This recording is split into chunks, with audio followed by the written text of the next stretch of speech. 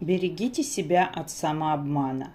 Очень часто сталкиваюсь с людьми, которые убеждены, что их путь верен, а жизнь не меняется, потому что так нужно. Испытания закаляют, путь практика тернист и сложен. Давайте посмотрим на это с другой стороны. Если практик берется решить проблему человека, а сам при этом с кучей собственных, каким образом он поможет? У него нет собственного опыта, наработок, методик и техник. К сожалению, это так. Вы можете со мной не соглашаться, но загляните правде в глаза и проанализируйте свою жизнь. Что вы делаете не так?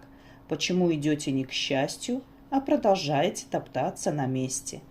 Работать с людьми– это огромная ответственность, и прежде научитесь работать с собой. Вы должны быть стабильны и уметь не только держать эту стабильность, но и двигаться вперед, к новым вершинам.